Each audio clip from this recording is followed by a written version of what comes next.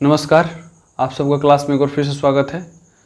पिछले कक्षा में हम लोगों ने बात किया था वेद की, ठीक है। इतिहास की कक्षा का आज चौथा हम लोगों का क्लास है, ठीक है। उसमें पिछले क्लास में हम लोगों ने पता किया कि कैसे आर्यों ने जो है पश्चिमोत्तर भारत में एक सभ्यता बताई जिसको वैदिक सभ्यता कहते हैं। इस सभ्यता की जानकारी हमको वेदों से मिलती है, जिसके कारण उसको वैदिक सभ्यता कहते हैं। वेद मुख्य रूप से चार हैं। एक है ऋग्वेद, सामवेद, यजुर्वेद, अथर्ववेद। ऋग्वेद क्या है उसके बारे में हम लोग देख चुके हैं। अथर्ववेद क्या है, सामवेद क्या है, यजुर्वेद क्या है, चारों वेदों के बारे में अध्ययन कर लिया है। लेकिन उसके बाद हम लोग उपनिषद कर रहे थे, तब तक क्लास ख़त्म हो गया, समय का अभाव था। लेकिन अब आज जो हम लोग पिछले क्लास में उपनिषद के बारे में चर्चा किए थे उसको थोड़ा लिख लेते हैं, ठीक है। तो पहले हेडिंग बनाइए उपनिषद। आप थोड़ा सा उसके लिख भी चुके हैं, और जो हेडिंग आपने बनाया है पिछले क्लास में उसमें जो नीचे उसके नीचे जो है पैराग्राफ चेंज करके लिखना है। जैसे हम यहाँ तक लिख चुके थे कि उपनिषदों की संख्या जो है 108 है। उसमें कौन कौन से प्रमुख थे उसकी भी चर्चा हम लोग कर चुके हैं कि मुंडकोपनिषद, प्रश्नोपनिषद, ईशा उपनिषद, जिन पे भी शंकराचार्य ने अपना एक टीका लिखा, जो भाष्य लिखा, उसको हम क्या बोलते हैं, मुख्य जो उपनिषद हम लोग मानते हैं 108 उपनिषदों में से 12 उपनिषदों को, ठीक। अब उसमें देखिए, उसके बाद जो कुछ चीज़ें उसके बारे में हम लोग को जान लेनी चाहिए। जैसे सत्यमेव जयते, आपने सेंटेंस सुना होगा, सत्यमेव जयते। तो सत्यमेव जयते किस उपनिषद से, प्रश्न आता है कि किस उपनिषद से लिया गया है। तो इसको लिया गया है मुंडकोपनिषद से। कौन उपनिषद से? मुंडको उपनिषद या मुंडकोपनिषद, मुंडक उपनिषद लिख सकते हैं आप, मुंडक उपनिषद। और एक ही में मिला के लिखेंगे तो क्या लिखेंगे, मुंडकोपनिषद, ठीक है। तो सत्यमेव जयते, जो सत्य की हमेशा विजय होती है, ये सेंटेंस, ये वाक्य जो है कहाँ से लिया गया है, मुंडकोपनिषद से। दूसरा आता है जो यम और नचिकेता का, यम एवं नचिकेता का संवाद। यम और नचिकेता का संवाद किस उपनिषद से लिया गया है, ठीक है। तो कठोपनिषद, एक कठ जोड़ उपनिषद कहेंगे तो क्या लिखाएगा, कठोपनिषद, कठोपनिषद। कठ उपनिषद से कौन सा सेंटेंस लिया जो है, क्या लिया गया है, यम और नचिकेता। यम और नचिकेता कौन थे? जो नचिकेता एक 8 वर्ष का बच्चा है, ठीक है। इसके बारे में कहानी है कि ये बृजश्रवा नाम के एक ऋषि हुए, उनके पुत्र था। और इस नचिकेता जो 8 वर्ष का लड़का है, इसके पिता ने एक बार यज्ञ किया, और उस यज्ञ में उनको थोड़ा सा लालच समा गया कि जो अच्छी अच्छी गायें थी उनको अपने पास रख के, जो दुबली पतली और कम दूध देने वाली गायें हैं उनको पंडितों को, ब्राह्मणों को दान करने लगे। नचिकेता से रहा नहीं गया, नचिकेता ने इस पर प्रश्न करना शुरू किया। अब पिता को गुस्सा आया और उसने कहा कि मतलब हम तुमको यमराज को दान दे देते हैं, जाओ।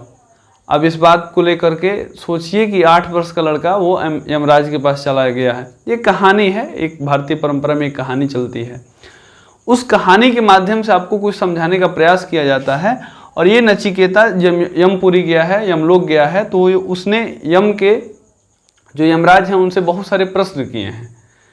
उन प्रश्नों का जो संकलन है उसको मिलता है कठोपनिषद में। तो कठोपनिषद में यम और नचिकेता का मतलब पूरा सेंटेंस, पूरा वाक्य जो भी है उन्होंने बातचीत किया है उसको उसमें मिलता है। तो ये दो चीज़ें जो है इम्पोर्टेंट है उपनिषदों के बारे में।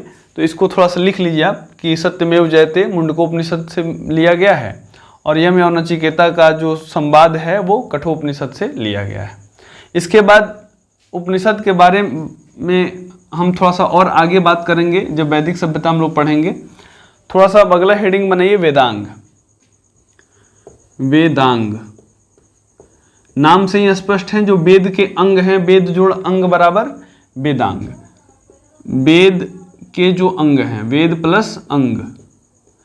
अब देखिए, जैसे जैसे समय सभ्यता का विकास होता गया, जैसे जैसे समय आगे बढ़ता गया, तो हमारे ऋषि मुनियों ने क्या किया कि वेदों के अर्थ को ठीक ढंग से समझने के लिए वेदांगों की रचना की। ठीक है, वेदों के अर्थ को ठीक तरीके से समझने के लिए किस चीज़ की रचना की? वेदांगों की। वेदांग कितने हैं? वेदांगों की कुल संख्या है 6। ठीक है, इन 6 में सबसे पहला जो है वेदांग शिक्षा।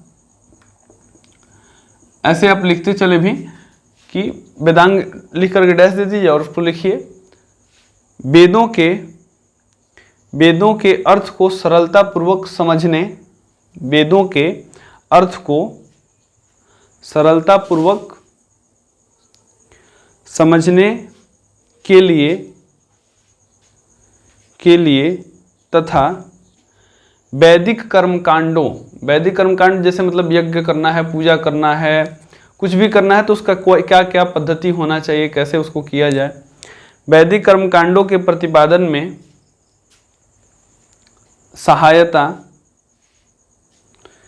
सहायता देने के लिए या सहायता के लिए एक नए साहित्य की रचना की गई जिसे वेदांग कहते हैं। वेदांगों की संख्या 6 है जो निम्नलिखित है। वेदांगों की संख्या 6 है जो निम्नलिखित है। शिक्षा 2 नंबर लिख लीजिए इसमें।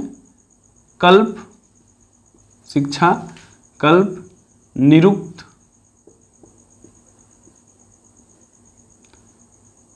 शिक्षा, कल्प, निरुक्त, व्याकरण, आपने सुना होगा पाणिनि का व्याकरण,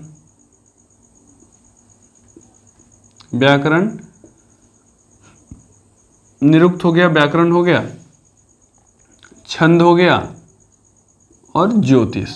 छठा जो है ज्योतिष तो आज भी हमारे समाज में चलता है। पंडित जी कुंडली देखते हैं, हाथ देखते हैं। ठीक है, ज्योतिष पूरा का पूरा मैथ्स है, उसको बहुत अगर अच्छे व्यक्ति मिले तो बहुत कुछ हद तक सही बताया जा सकता है।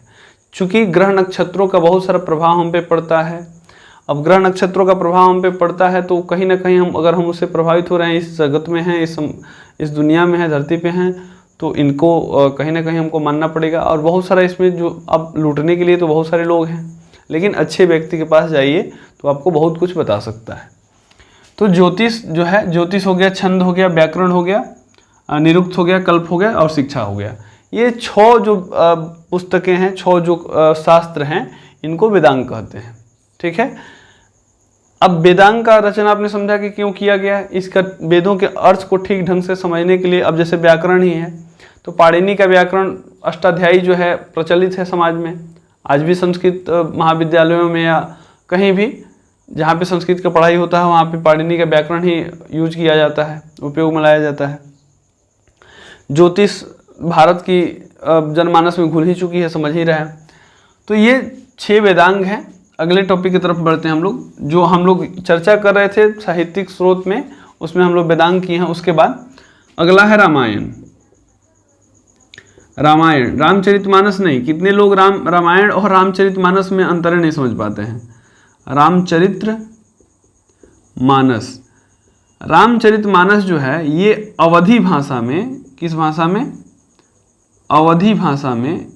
ठीक है, अवधी भाषा में गोस्वामी तुलसीदास जी महाराज के द्वारा लिखा गया। इसके लेखक कौन है? तुलसीदास जी महाराज, तुलसीदास। ठीक है, और रामायण के जो लेखक हैं, रामायण की रचयिता, वो हैं महर्षि वाल्मीकि। ठीक है, महर्षि वाल्मीकि। तो महर्षि वाल्मीकि ने रामायण की रचना की और रामचरितमानस जो है तुलसीदास ने रचना की। ये अवधी भाषा में लिखी हुई है और ये संस्कृत भाषा में है। रामायण जो है किस भाषा में है? संस्कृत। ये भी क्वेश्चन पूछा हुआ है कि रामायण किस भाषा में लिखा गया था, तो ये संस्कृत भाषा में लिखा गया। ये रामचरितमानस, आज भारतीय जनमानस में रामचरितमानस की चौपाइयाँ बहुत गाई जाती हैं। ठीक, तो इसका तो महत्व है ही, लेकिन ये बाद में बहुत बाद की रचना है। ठीक है, ये लगभग मध्यकाल की रचना है, जब तुलसीदास जी महाराज 15वीं 16वीं शताब्दी में इन्होंने इसकी रचना की।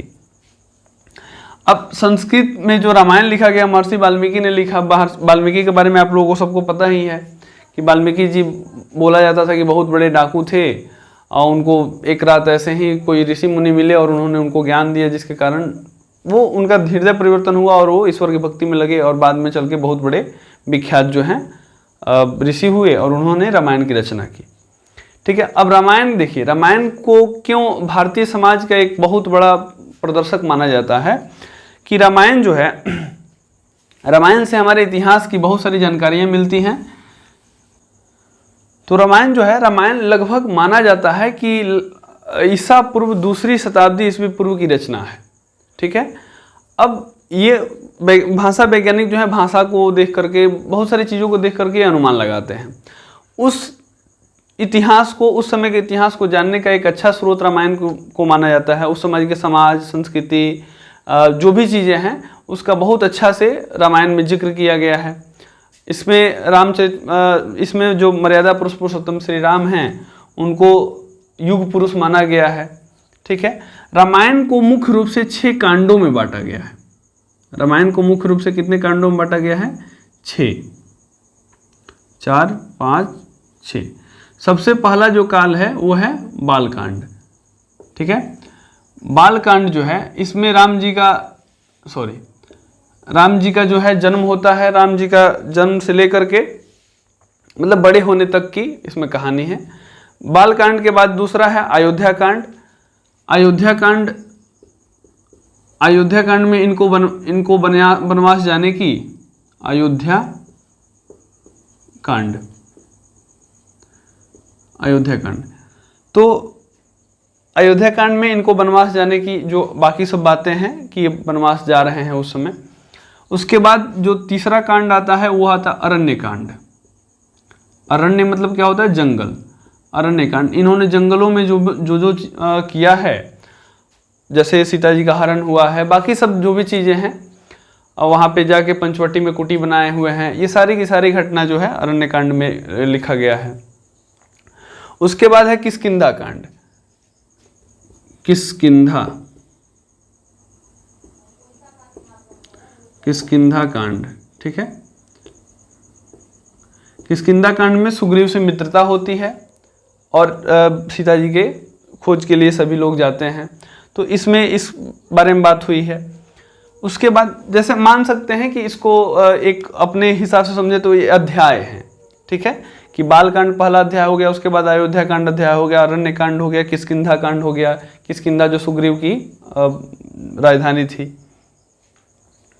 बाली और सुग्रीव जो 2 भाई थे ना, तो किष्किंधा कांड हो गया। उसके बाद किष्किंधा कांड के बाद क्या आता है? सीता जी की जब खोज शुरू होती है तो उसके बाद आता है सुंदर कांड। सुंदर कांड का नाम तो आप लोगों ने सुना ही होगा, सुंदर कांड, जिसमें हनुमान जी जाते हैं और लंका को आग लगा के पूरा चले जाते हैं और वहाँ से सीता जी की खोज मतलब आके राम जी से बताते हैं कि ऐसा ऐसा बात है। ठीक है, तो इस सुंदरकांड में ये सारी घटनाओं का जिक्र किया गया है। उसके बाद सुंदरकांड के बाद आता है लंका कांड, जब राम जी अपनी सेना को लेकर के चढ़ाई करते हैं। सुंदरकांड के बाद आ गया लंका कांड। अब देखिए, कुछ चीज़ें जो है रामचरितमानस में थोड़ी सी अलग हैं और रामायण में अलग हैं। जैसे हमने कहा कि मुख्य रूप से जो रामायण को है 7 कांडों में बांटा गया है, 6 कांडों में, सॉरी, बालकांड, अयोध्या कांड, अरण्य कांड, किष्किंधा कांड, सुंदरकांड और लंका कांड। लेकिन एक और कांड है इसमें जो बाद में ऐसा लगता है कि बाद में जोड़ा गया है, उत्तरकांड। ठीक है, तो इस तरह का देखा जाए तो 7 कांड हो गए। ऐसा इतिहासकार मानते हैं कि ये वाला जो प्रसंग है उत्तरकांड में, लंका कांड में क्या होता है कि राम जी रावण की राज्य पे चढ़ाई करते हैं लंका पे और उनको मार करके सीता जी को वापस लाते हैं। उसके बाद आता है उत्तरकांड। उत्तरकांड में क्या होता है कि जब ये अपने राज्य अयोध्या आते हैं तो उसमें ये जितना सारा लौ कुश वाली बात है कि सीता जी को त्याग दिए थे, उनको अग्नि परीक्षा देना पड़ा था, ये सारी बातें जो है उत्तरकांड में है। अब इस बात को पढ़ते हुए ऐसा लगता है कि अब इतिहासकार बताते हैं कि इसको संभवतः बाद में जोड़ा गया है, क्योंकि उसकी भाषा ऐसी है या बहुत सारी चीज़ें। तो ऐसा लगता है कि इसको बाद में जोड़ा गया, लेकिन फिर भी अभी वर्तमान में इसको 7 कांड हैं, तो 7 कांड ही हम लोग पढ़ेंगे। लेकिन ध्यान में रखेंगे कि ये जो 6 कांड हैं ये थोड़े से अलग हैं और इसको इतिहासकार मानते हैं कि उत्तरकांड को बाद में जोड़ा गया है। तो रामायण अपने समाज की एक अच्छी इतिहास की व्याख्या कर पाती है। थोड़ा सा आगे बढ़ते हुए हम लोग रामायण के बाद जो है महाभारत पे बात करते हैं। थोड़ा सा इसको आप स्क्रीनशॉट ले लीजिए। ध्यान में इतना रखना है कि रामायण जो है लगभग संस्कृत भाषा में लिखा गया 2वीं शताब्दी ईस्वी की रचना है। महर्षि वाल्मीकि ने इसकी रचना की थी। इसके कांडों में ये इतने सारे कांड हैं जिसके बारे में मैंने डिस्कस किया है। थोड़ा सा मैं इसको मिटाता हूँ। अब आ जाता है हम लोग किस पे, महाभारत पे। ठीक है, महाभारत। ठीक है, अब ये तो ऐसा जो वाक्य है, एक ऐसा शब्द है जो आज भारत में हमारे युद्ध का प्रतीक बन गया है। महाभारत का अर्थ क्या होता है? महान है जो भारत। महाभारत का अर्थ क्या होता है? महान है जो भारत। लेकिन हमारे यहाँ आज इसका अर्थ क्या समझा जाता है? युद्ध। अगर कहीं 2 भाइयों में युद्ध हो तो लोग कहते हैं कि महाभारत जग गया है, महाभारत हो रहा है। अगर कोई गाली दे किसी को तो हम लोग कहते हैं कि रामायण पढ़ रहा है, तो श्लोक पढ़ रहे हैं। ये जो बातें हैं समाज की, सोचिए कितनी गलत बातें हैं। महाभारत का मतलब क्या होता है कि महान है जो भारत। अब देखिए, महाभारत की रचना जो है महर्षि वेद व्यास ने की, ये आप जानते हैं। अब वेद व्यास, हम आपको बताए हैं कि वेद व्यास जो हैं उन्होंने जो वेदों का संकलन है वो भी किए हैं। तो महाभारत की रचना किसने की? वेद व्यास ने। किस भाषा में की? संस्कृत में। ठीक है, संस्कृत में इसकी रचना हुई। अब इसमें कौन सी बातों का उल्लेख किया गया, थोड़ा सा इसको ध्यान से पढ़ेंगे, क्योंकि महाभारत के बारे में आपके एनसीईआरटी में भी एक प्रसंग दिया हुआ है, तो सभी चीज़ों को समझेंगे। महाभारत को हम शुरू करते हैं शाकुंतला और शाकुंतला, अभिज्ञान शाकुंतलम जिसका बुक का से स्रोत से हम ले रहे हैं। शाकुंतला और दुष्यंत। दुष्यंत जो थे दिल्ली के राजा थे, हस्तिनापुर के राजा थे, और शाकुंतला एक वनों में रहने वाली लड़की थी।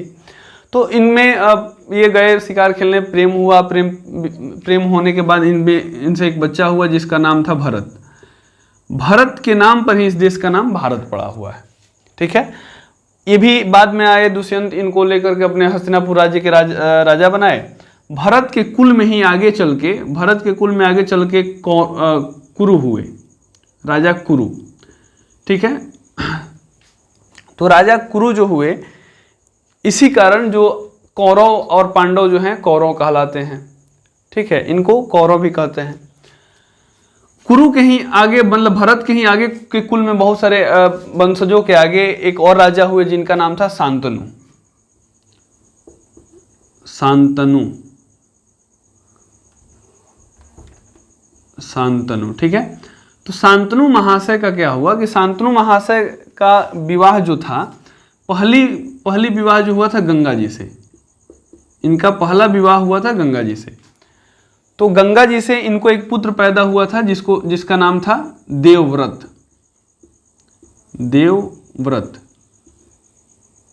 ठीक है, गंगा जी से इनको एक पुत्र प्राप्त हुआ था जिसका नाम था देवव्रत। बाद में गंगा जी से इनका बिछो हुआ, वो महाभारत की कहानी है, क्यों हुआ कैसे हुआ। गंगा जी चली गई। देवव्रत को ये इन्होंने मतलब पाल पोस के बड़ा किया। फिर बाद में इनको एक अन्य जो वनों की एक कन्या थी जिसका नाम था सत्यवती। ठीक है, ये एक जनजातीय महिला थी। सत्यवती से बाद में इनको प्रेम हुआ, लेकिन सत्यवती के जो फादर थे उन्होंने इनसे एक कंडीशन रखा कि राजा कौन बनेगा, राजा का मतलब उत्तराधिकारी कौन होगा, सत्यवती का पुत्र होगा या गंगा जी का जो पुत्र है देवव्रत। चूंकि बड़े हमारे यहाँ तो वहीं चलता था कि बड़ा जो बेटा है उसी को राजपाट दे दिया जाए। तो देवव्रत, अब इनके सामने सबसे बड़ी समस्या आ गई कि बेटा तो बड़ा ये है, अब किसको राज्य दिया जाए।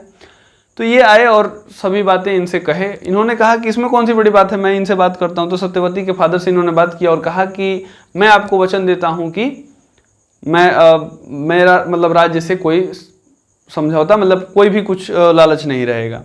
लेकिन सत्यवती के फादर ने कहा कि आपको तो मैं मान लेता हूँ, लेकिन आपका वंशज अगर होगा तो वो भी बड़ा होगा। ये कैसे संभव है कि वो राज्य पे दावा नहीं करेंगे। उसी समय इन्होंने अखंड ब्रह्मचर्य का पालन किया, मतलब होने का एक दृढ़ संकल्प लिया। भरी जवानी में इन्होंने आजीवन कुंवारा रहने या विवाह न करने की एक प्रतिज्ञा ली। इसी भीषण प्रतिज्ञा के कारण इनका नाम पड़ गया देवव्रत का भीष्म पितामह। भीष्म इनका एक और नाम है, भीष्म, ठीक है। और पितामह किसको बोलते हैं, दादा को, ठीक है। तो भीष्म पितामह इनका एक नाम पड़ गया, देवव्रत का ही। सत्यवती से आगे चल के, महाराज सत्यवती से आगे चल के 2 पुत्र पैदा हुए, ठीक है, विचित्रवीर्य और चित्रांगद। विचित्रवीर्य और चित्रांगद,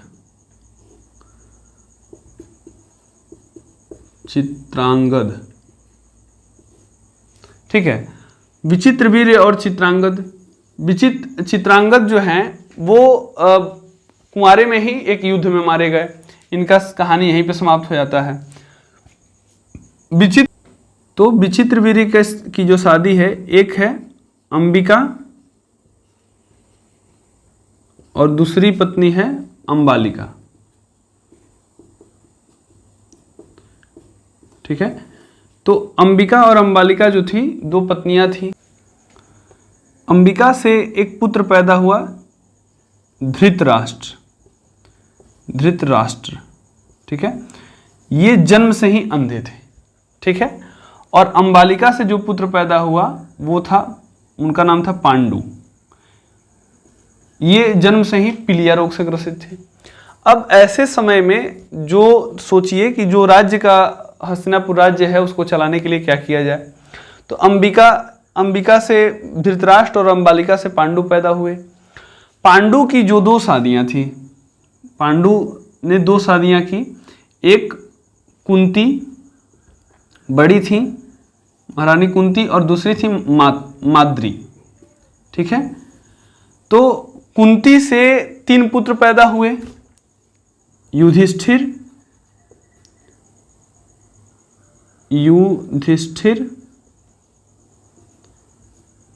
अर्जुन और भीम, ठीक है। और माद्री से 2 पुत्र पैदा हुए, नकुल और सहदेव,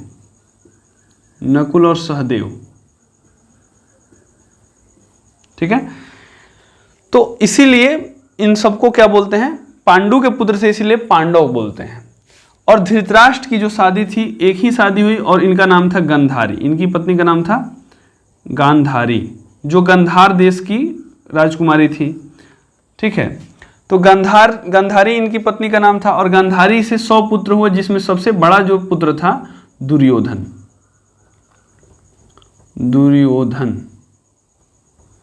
ठीक है। तो अब यहां से आप महाभारत का दृश्य समझें कि विचित्रवीर्य के 2 मतलब शादियां, अंबिका और अंबालिका। अंबिका जो थी बड़ी थी, इनसे एक पुत्र पैदा हुआ, जो बड़ा पुत्र था धृतराष्ट्र, और अंबालिका छोटी थी तो इनसे पुत्र पैदा हुआ पांडु। हम लोग मानते हैं कि जो शासन है या जो राजा है वो बड़ा पुत्र होगा, लेकिन बड़ा पुत्र जन्म से ही अंधा था। तो धृतराष्ट्र को ये सिंहासन न दे करके पांडु को दे दी गई। और पांडु जन्म से ही पीलिया रोग से ग्रसित थे। इनको भी कुछ समय के बाद इनकी भी मृत्यु हो गई। अब इनकी मृत्यु के होने के बाद क्या हुआ कि धृतराष्ट्र को फिर से राजा बनाया गया, लेकिन वो पांडु के सहायक या कह सकते हैं कि वो एक संरक्षक, मतलब पांडु जो पुत्र थे इनके संरक्षक के तौर पे बनाया गया। युधिष्ठिर दुर्योधन से भी बड़े थे, तो इस नाते युधिष्ठिर का राज्य पे अधिकार था। लेकिन दुर्योधन चाहता था कि इनके फादर जो थे वो बड़े थे, इसलिए राज्य पे इनका अधिकार है। अब इन्हीं सब बातों को लेकर के युद्ध की जो है समर की जो नीति तैयार हुई, ठीक। एक महाभारत जो जिसको हम कहते हैं कि एक महाभारत की शुरुआत हुई, ये मुख्य मुद्दा जो था यही था। अब इसमें क्या है कि कुंती की जो कृष्ण के जो बुआ थी, कृष्ण की जो बुआ थी वो थी कुंती। और अब इस नाते से युधिष्ठिर, अर्जुन, भीम, नकुल, सहदेव ये क्या हुए, इनके फुआ के बेटे हुए कृष्ण के। इसीलिए कृष्ण ने, अब इनके बारे में तो मतलब आप लोग समझते ही हैं। तो महाभारत का मुख्य रूप से ये पूरा का पूरा एक परिदृश्य है कि इसका बैकग्राउंड क्या रहा हो सकते हैं। मतलब कृष्ण जो थे, कुंती जो थी कृष्ण की बुआ थी, इस नाते ये जो लोग युधिष्ठिर, अर्जुन, भीम, नकुल, सहदेव, ये सारे इनके बुआ के बेटे हुए, तो भाई हुए। ये थोड़ा बहुत मुझे जितनी जानकारी है मैंने आपको देने का प्रयास किया। इस खाका को बना ले थोड़ा सा।